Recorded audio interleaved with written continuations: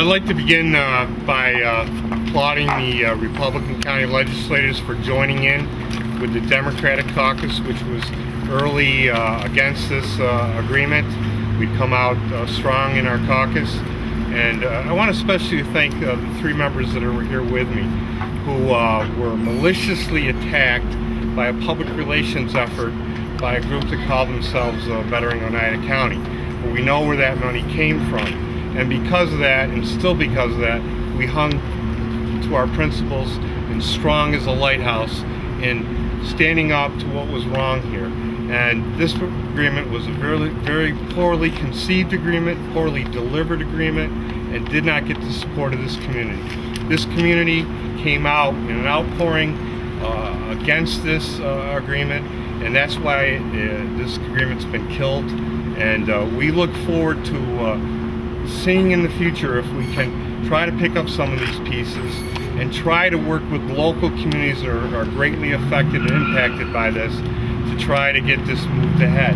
But it's going to have to take the Oneida Enterprises from coming way over towards our thoughts before this will ever happen. The announcement last night that they would be willing to make some compromises if we conceded was ridiculous, because we've conceded everything already under this agreement. So therefore, we're quite happy that this agreement was voted down and are not going to be put in front of the full chamber, that we voted it. We're going to vote in the Ways and Means and kill this permanently. And again, as I said, we look forward to the future and trying to find ways to resolve this issue.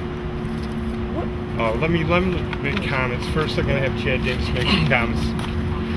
I think the Democratic caucus has a substantial amount of representation in the western part of Oneida County, and we believe that we should be a part of this process, that we should not be shut out of the process. We also believe that the county attorney, David Schraber, who's been involved with the litigation of all the land claim suits, and he won the Cayuga case, and he's familiar with Cheryl, he worked on the Shinnecock case. He should be a part of the process for his expertise and specialized knowledge that he brings to the table to get a fair and equitable settlement for everybody. There's so many flaws in this agreement, it's like a minefield. There's so many different sections of this thing where, in fact, 11B says the money would have to be given back to the nation if certain things don't play out. The cap is a problem. The non-recurring revenue stream is a problem. To end the lawsuits, as the advertisements talk about, this actually is like a magic candle on a birthday cake. It gets blown out and it comes back over and over again. This is going to bring on many more lawsuits, in my opinion, because it's so flawed and it's not constitutional. So ultimately, we need a fair win-win solution here. And now I want to introduce Larry Tenori, a county legislator from the city of Utica, who was instrumental. You want to switch places or no?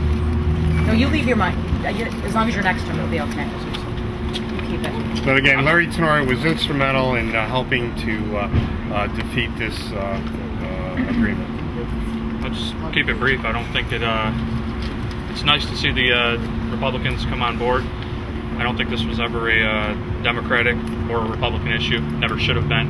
And it's nice to see the whole county board stay united. I commend the county executive for trying to reach an agreement and for opening up a dialogue. But I think we sent a clear message that to bring something forward without our input first simply was the wrong tactic, the wrong strategy. And the people of Oneida County deserve better than that. And I think as a minority, we are a strong minority. On the legislature, to paraphrase before I botch Gandhi's quote, I think it went first they laugh at you, then they ignore you, then they fight you, and then you win. We won. And now Mike Clancy, who represents the area of Verona and that particular area. Again, briefly, I would just like to say thank you on behalf of all the residents of Verona and western Oneida County. Out in that part of my county, the residents were overwhelmingly opposed to this issue. They obviously knew the effects that it would have on them and members of the VBS school district, and I'm very pleased that my Republican colleagues, after thorough consideration of this, have agreed with us that it is not a good deal. I want to thank them personally. And if I could say just one more thing, the real winners in this is the public. And You know, democracy worked here where they are able to participate. Hundreds and hundreds of people have attended meetings. Hundreds and hundreds of people have contacted us through email, phone calls, our home numbers that have been advertised.